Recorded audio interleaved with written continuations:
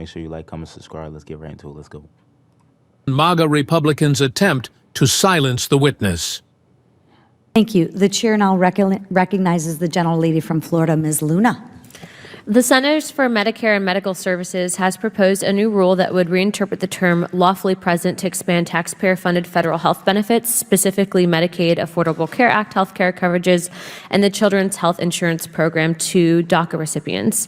Expanding benefits in this way would not deter illegal immigration. In fact, it encourages more individuals to take the dangerous trek across our borders illegally. And to put the cost of illegal immigration into perspective, illegal immigration has a net cost of approximately $151 billion per year. This cost is not incurred by illegal aliens that are coming to the United States, but instead paid for by hardworking Americans, while those breaking the law have zero financial accountability. This is not the only costs the American taxpayer have taken on. In fact, the U.S. government spends more than $23 billion annually on federal medical expenditures, in which services are used by illegal aliens to participate. What's up with this alien word, bro? Can we stop calling them illegal aliens? I feel like that is that's so fucked up. Calling them illegal aliens is crazy. That's what I'm saying. Service costs taxpayers over $5 billion in medical assistance for those born of illegal aliens.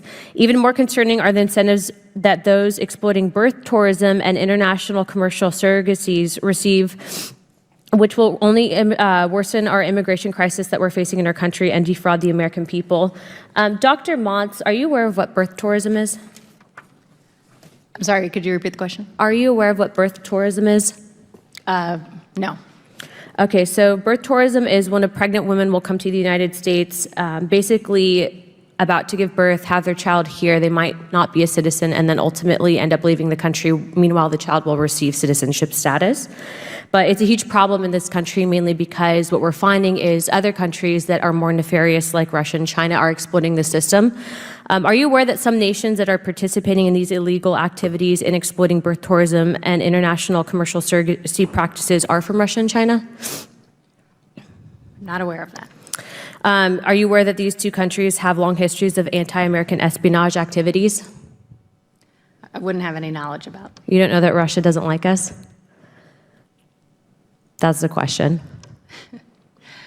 I know that Russia is currently at war with Ukraine.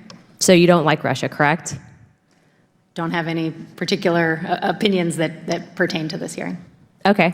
Are you aware that China does not like the United States and that has engaged in espionage activities against the United States? I don't have any personal professional knowledge of that.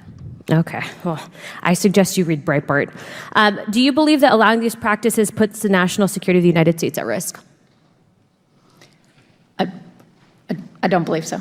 You don't believe that allowing a country that engages in espionage against the United States, exploiting birth tourism, could potentially open us up for risk? I don't have the professional knowledge to opine on that issue. Do you believe that individuals from these countries and illegal aliens in general should be allowed to exploit the medical system that you help oversee? Again, I'm here to talk about the HHS's proposed rule to extend benefits to DACA recipients to ensure that their treatment is in line with other deferred action recipients. So you can't answer the question. Do you have an opinion on any of that? Again, I'm here to talk about the proposed rule that CMS has put forward. I'm happy to take your questions. Okay. What would be your solution then for that proposed rule? Under the proposed rule, this pertains to DACA recipients. As you know, DACA recipients are individuals, a defined population of individuals that came to the United States as children and have been lawfully residing here since 2007. When Obama created the program in the Rose Garden?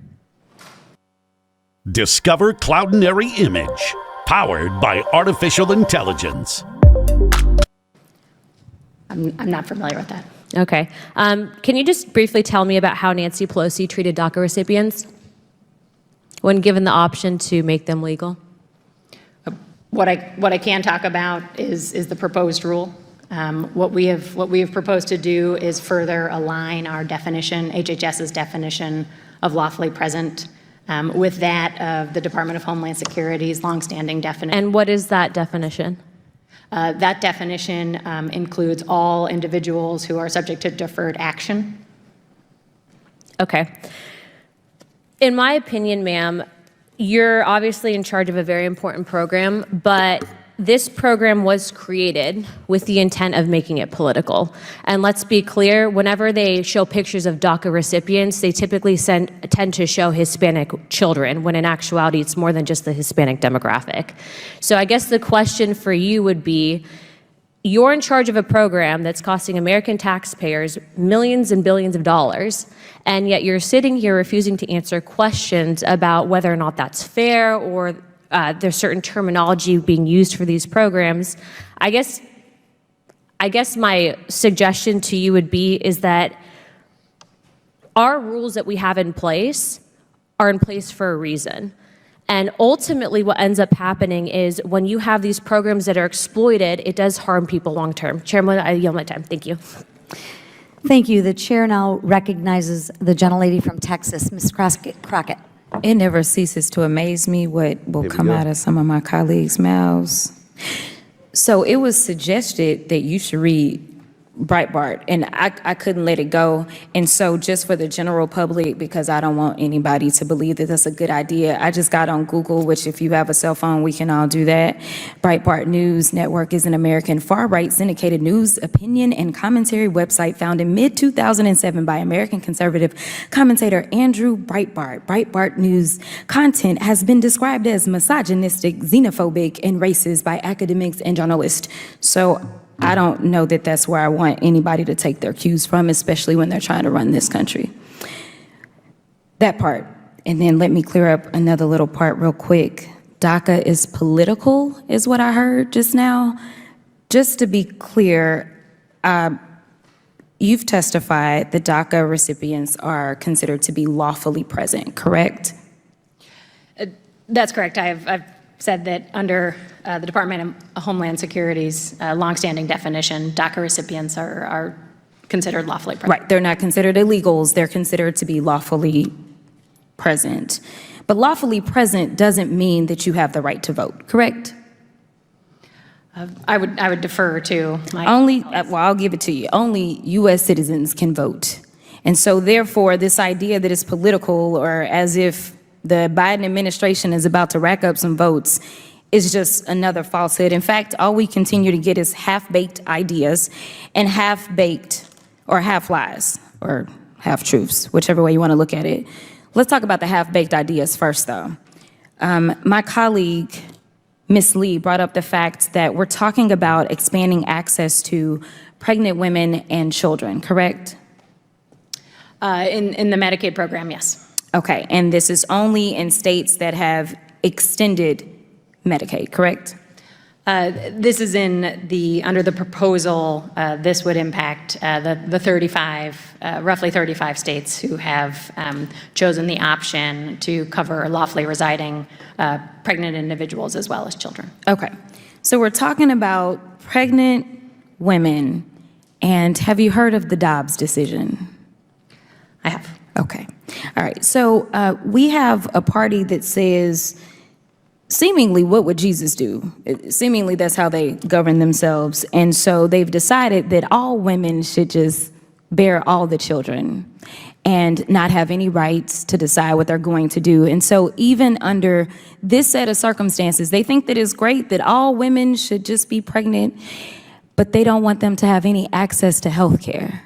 That sounds like a half-baked idea to me, to say that forget life when it comes to, say, the life of the mother, because that's a real thing. Because if you have health care, and I don't know how deeply you've delved into this, but we have been talking, and when I say we, I mean the Democrats, have been talking about the fact that we have a terrible maternal mortality rate in this country. And when you start talking about people of color or people of lower socioeconomic means, that rate goes up even more astronomically. And so the idea that people are already dying, let me be clear. Are there people that tend to be at a higher risk when they don't have access to health care when they're pregnant? Yes, it is our belief that being insured leads to better health outcomes. Thank you. Let's also just talk about these half-truths. Really, they're just full lies. I was trying to be nice. The reality is that they're trying to make this into the immigration boogeyman that they always talk about, yet we've yet to have a bill on the floor that has been proposed in the form of a policy around immigration. Instead, what they want to do is continue to treat immigrants as if they are the big, bad boogeyman. And so we're sitting here and we're talking about a program, and you've remained composed. So let me compliment you for that. Because my colleagues on the other side of the aisle continue to ask you about the border. What in this bill or this policy, this rule change, what in this rule change has anything to do with the border? Just give me one thing that it has to do with the border. One. Okay, exactly. It doesn't, right? It doesn't. But for some reason, they believe if they say it, that it's true. I would love to live in a world where whatever I say somehow is true. But the reality is that if they want immigration reform, they are in control of the House and they can put a bill on the floor. But they don't want to do that because they want to continue to say that immigrants are the big bad boogeyman. Thank you for your service. This has nothing to do with immigration. It has everything to do with being good citizens and good lawmakers and good public servants who actually just give a darn about people. Thank you. There y'all have it, Miss Crockett. I hope y'all made it this far into the video, because I didn't know when she was gonna be talking. I was waiting for her to talk. We got a lot going on in our country right now. Every time I look up, it's something new. Whether it's about the president, whether it's about people dying, it's a lot. It's a lot for us to cover in these videos. Trust me. I say it's unfortunate because I have a lot of content that I can make because of what's going on in this country. But it's fortunate for myself. But even though my numbers are low right now on this channel, I'm gonna keep going, I'm gonna keep thriving. I really appreciate y'all for the support. Make sure y'all like, comment, subscribe on the channel, y'all. I love y'all. Peace and love, baby. We out.